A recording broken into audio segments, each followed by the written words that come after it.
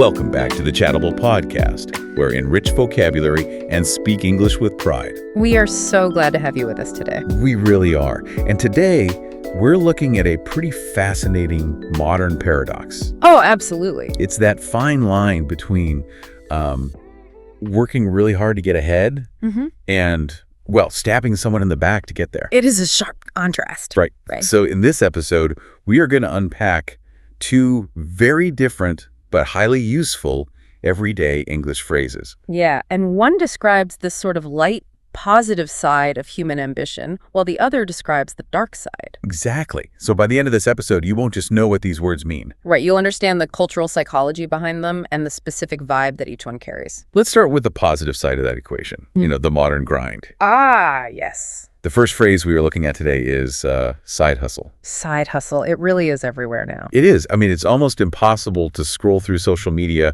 or go to a networking event without someone asking, so what's your side hustle? It truly has become the defining phrase of the modern workforce. Yeah. So at its core, a side hustle is a job or a money-making venture that you do in addition to your regular full-time career. Okay, so it's extra. Exactly. And most of the time, it's driven by a personal passion or a creative outlet. Or, just the need to build a financial safety net by earning some extra cash on the side. That is a huge part of it, yes. But before we get into exactly how you use it, I want to talk about where this came from. The history of the word. Yeah, because when I hear the word hustle, my mind initially goes to, 1970s disco dancing. Right, doing the hustle. Exactly. Or maybe I think of a fast-talking, slightly shady car salesman trying to make a quick buck. Yeah, the word definitely used to have a very different flavor. It really doesn't sound like, a modern accountant selling homemade candles on the internet. How did the meaning shift so drastically? Well, the linguistic journey of hustle is actually a story of economic survival. Oh, really? Yeah. Originally, the word just meant to move quickly or to push and shove your way through a crowded room. So it was purely physical. Purely physical, Yeah. Aggressive physical movement. But by the 1950s, that physical pushing became a metaphor. A metaphor for financial pushing. Exactly. People started using hustle to describe the act of working intensely hard. Okay. Or finding creative, unconventional, and, sometimes slightly shady ways to make money outside the traditional system. Okay, so it evolved from moving your feet quickly to navigate a crowd to moving your mind quickly to navigate a tough economy. That is a great way to put it. But I have to ask, because my parents' generation, they had a term for working a second job after your 9 to 5. They did. They called it moonlighting. Ah, yes, moonlighting. So why did we need a new phrase? Is side hustle just, moonlighting with a better PR team? That is a brilliant way to frame it, and it really hits on the exact cultural shift behind the phrase. How so? Well, moonlighting historically carried a sense of exhaustion or financial desperation. Because you were working under the moonlight. Right. You were doing it because your day job simply wasn't paying the bills. You were just surviving. That makes sense. But side hustle, which really exploded in the early 2000s alongside the gig economy, totally flips that script. It makes it positive. Exactly. It frames the extra work not as a desperate necessity, but as an empowering entrepreneurial choice. Oh, that makes total sense. I mean, driving for a rideshare app, delivering groceries, opening an online craft store, the gig economy made it incredibly easy to start a micro business. Did? So calling it a side hustle gives you a sense of ownership. It says, I'm not just struggling to pay rent. I'm building an empire in my spare time.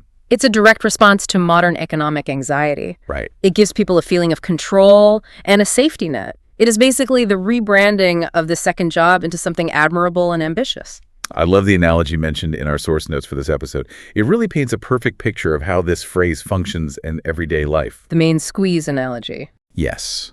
So think about your primary career.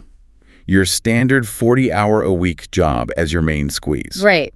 Now, for you listening, main squeeze is an English slang term usually used to describe your primary romantic partner, your main commitment. The person you are fundamentally dedicated to. Exactly. So if your full-time job is your main squeeze, then your side hustle is that extra passion project sitting safely on the side. It doesn't replace your main commitment. No, it just sits right next to it, keeping things interesting. Let's give you a real-world scenario to make this concrete. Good idea. Imagine a woman named Elena. By day, Elena works as an accountant. She's in a corporate office, crunching numbers from 9 to 5. So that is her main career. Right, her main squeeze. But Elaine is also incredibly artistic. Okay. So her side hustle is making custom hand-stamped jewelry, which she sells at local farmers markets every Sunday. That scenario highlights the perfect balance required for the term. Yeah. Yeah, because being an accountant pays the major bills and provides her health insurance, but the jewelry making is her side hustle. It brings in extra cash. Exactly. But more importantly, it fulfills a creative passion that her main job doesn't provide. It shows she is multifaceted and hardworking. And it's a term that has completely infiltrated every level of society. I mean, it's not just internet entrepreneurs using it. No, definitely not. I saw in our notes that President Barack Obama actually used this exact phrase during a television appearance on The Late Show with Stephen Colbert. He did, and it is the perfect illustration of how universal the phrase has become. Right. During the interview, President Obama was discussing the responsibilities of the Oval Office, and he stated that he hopes no presidents will have side hustles that enrich their family or their friends. Wow. Applying everyday gig economy slang to the presidency. I know, but it works perfectly. It really does. He's using the term to emphasize that being the president of the United States should be the one and only focus. Exactly.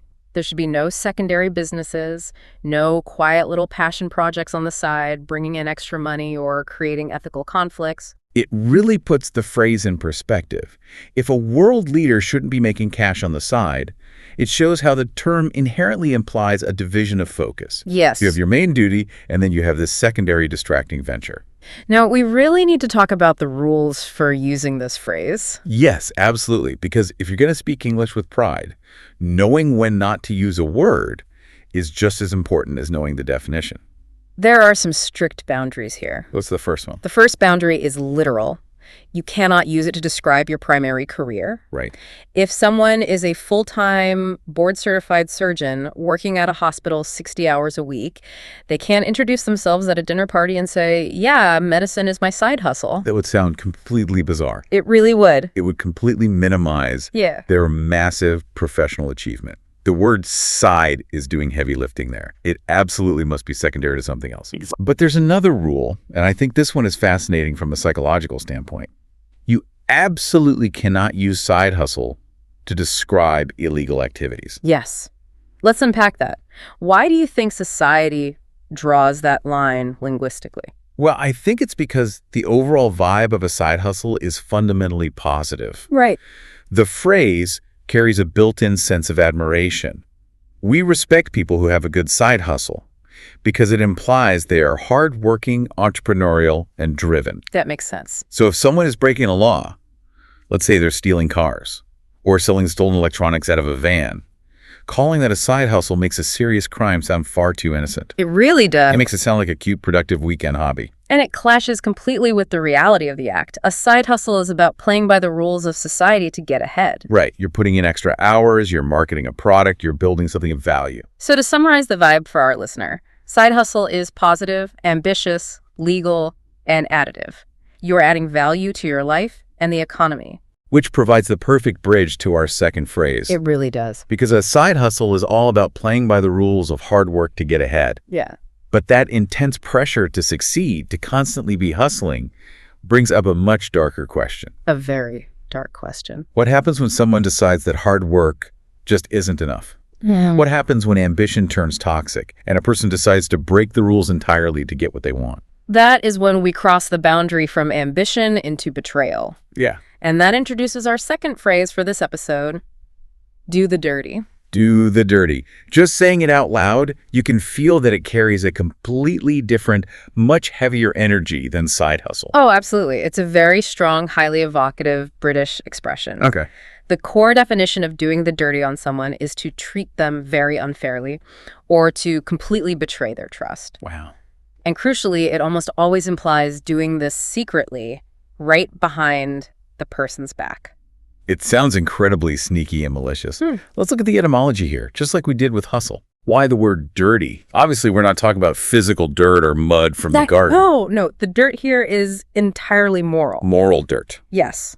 In this context, dirty means dishonest or intentionally breaking established rules of fairness. Oh, like in sports. Exactly.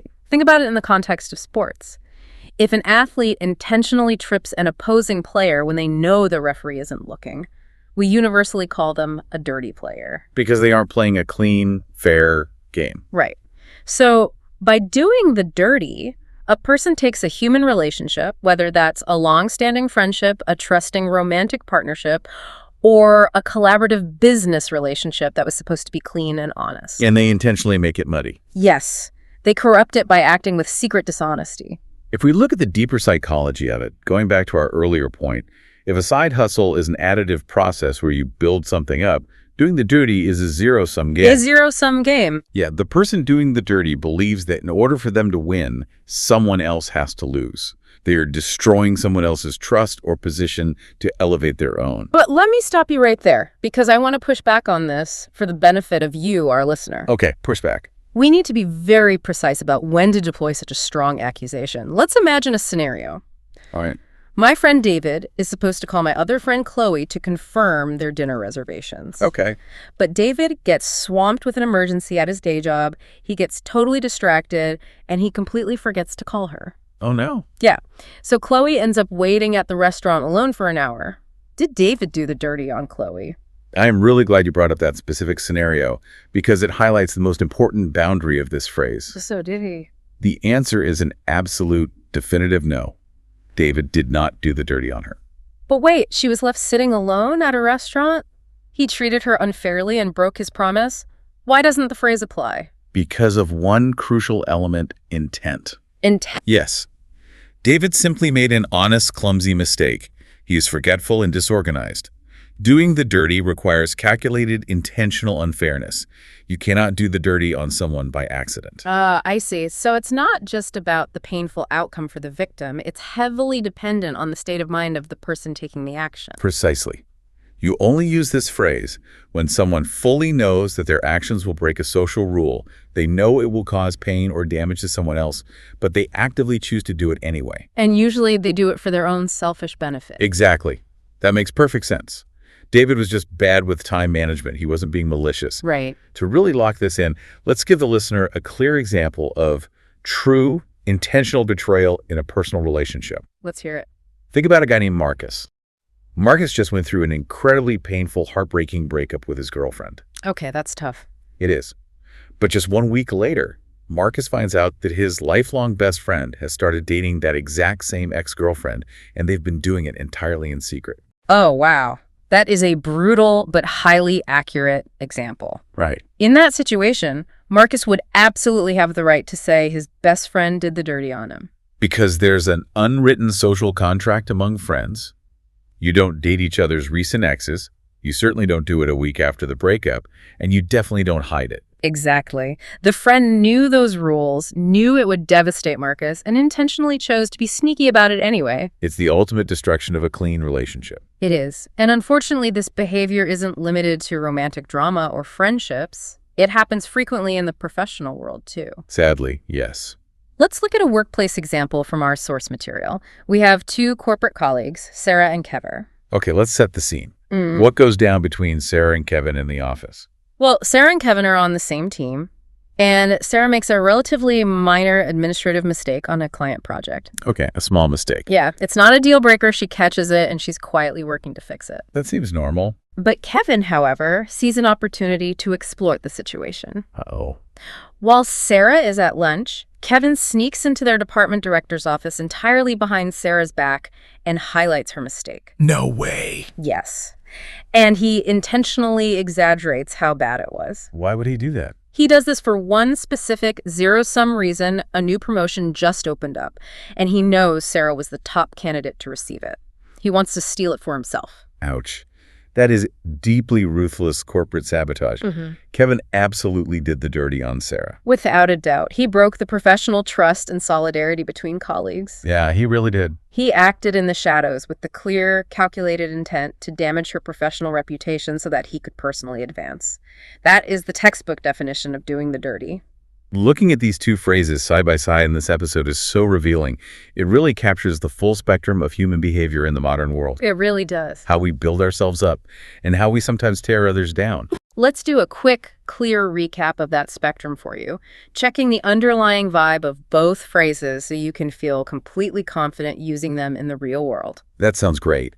On the one hand, we have the side hustle. Right. This phrase carries a highly positive, energetic, and culturally celebrated vibe. You use it when talking about someone earning extra money through a passion project or a secondary gig. It's the modern rebrand of the second job. It's all about legal, admirable ambition and adding value to your life. And on the exact opposite side of that coin, we have do the dirty. Yes, the dark side. This phrase carries a heavily negative, hurtful, and sneaky vibe. You use it when someone intentionally cheats, betrays, or breaks the trust of a friend, partner, or colleague behind their back to gain an advantage. These are two incredibly vivid, descriptive tools for your English vocabulary toolbox. We strongly encourage you to practice using them. Absolutely. Say them out loud. Try writing a few practice sentences, applying them to movies you've watched or stories you've read. The more you play with the phrasing, the more natural and expressive you'll sound in your everyday conversations. Just remember to read the room and always consider the intent of a person's actions before you choose your words. That is key. You definitely don't want to accuse a clumsy friend of doing the dirty if they simply made an honest mistake. Exactly. Save the heavy phrases for the heavy betrayals. Very wise advice to navigate by. And as we wrap up this episode, I want to leave you with a final provocative thought to ponder. Oh, what is it? Well, we spent our time today neatly separating the positive drive of the side hustle from the negative betrayal of doing the dirty. But are they really entirely separate? As the modern economy pushes us harder and harder to succeed, telling us we need to constantly monetize our hobbies and build a perfect, profitable side hustle just to feel secure, does that intense, nonstop pressure to get ahead actually make it more tempting for people to do the dirty on their colleagues to get to the top? That's a brilliant, slightly terrifying question. When the culture tells us that the hustle is everything, do the rules of fairness slowly start to disappear? It's definitely something to think about the next time you're navigating the modern grind. Keep practicing, keep speaking with pride, and we'll catch you in the next episode.